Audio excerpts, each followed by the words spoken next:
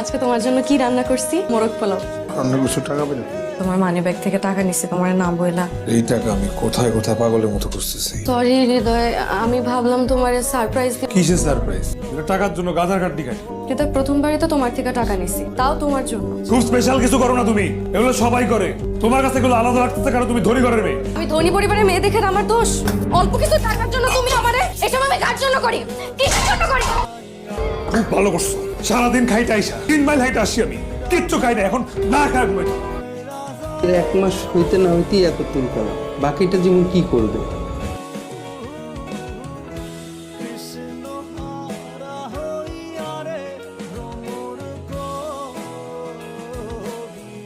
নাম মার খাবো না। যেদিন মা থাকবো না সেদিন বুঝবি মা কি জিনিস। হইছে, আমি তোমাদের একটা কোথাও যাব না। কথা মার্কেটে গেছিলাম, এই জামাটা পছন্দ হলো, তোর লেগে নিয়ে আসছি।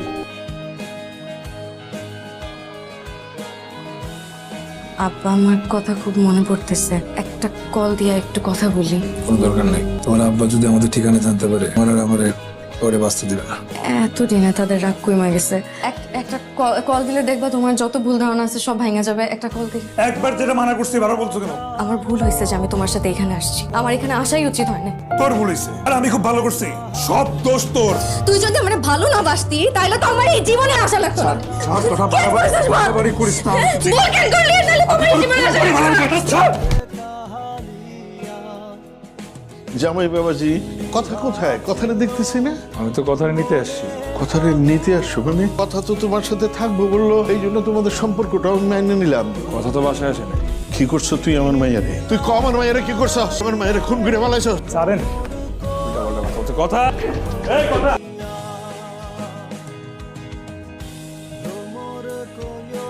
আমার মাইয়ারে খুন করে লাশ গুম করে দিছে এই ফকিন্নি পোলা। আমি এর বিচার চাই জজ সাহেব, আমি এর বিচার চাই। আহমেদ ওরফে হৃদয় তার স্ত্রী কথা ইসলামকে নিজে খুন করে লাশ গুম করে দিয়েছে। আদালত আসামিকে দোষী সাব্যস্ত করে দেশ দণ্ডবিধি 302 ধারা মোতাবেক উজ্জীবন কারাদণ্ডে দণ্ডিত করছে।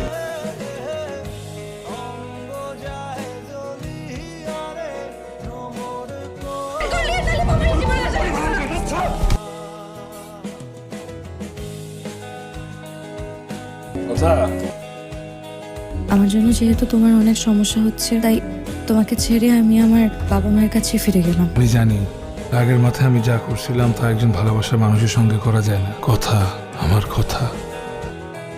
বাবার মা নিজেদের কথাটা চিন্তা করলে না। নিজের ভুল যখন নিজে বুঝতে পারছো, নিজের ভুল বুঝে সঠিক পথে আসছো, নিজের জেদ আমি ভুলে গেলাম। তোমার আমি ক্ষমা করে দিলাম। ওই ছোট লেগের বাচ্চাটাকে তুমি ডিভোর্স দিয়ে দিবা। ও কি একবারও ভাবলো না আমি কেমন আছি, কেমন করে কাটতেছে আমার দিনগুলো। তাকে সবচেয়ে আপন ভেবেছিলাম, এই আজ আমায় এভাবে ভেঙে দিল। কথা, তুই যদি জানতিস তোর অভিমান আমার বুকের ভেতর কিভাবে আগুন জ্বালায়, তা হয়তো একবার ফিরে তাকাইতি। আমি ভুল করছিলাম মানছি, তো তুই চলে গিয়ে সেই ভুলটা আরেকটা ক্ষততে পরিণত করলি না। আরে এই ডিভোর্স পেপারটা তুই একটা সাইন করে দে। আব্বা, আমি হৃদয়ের ডিভোর্স দিতে পারবো না। টুকটাক ঝগড়া তো সব সংসারেই হয়, এই জন্য তো আমি ওরে ডিভোর্স দিতে পারি না। আমি তোর একটা কথা খুব পরিষ্কার ভাবে কইতেছি, ওই হারামিটার সাথে তোর কোনো সম্পর্ক আমি জীবন থাকতে মেনে নেব না। নিমু না, নিমু না, নিমু না।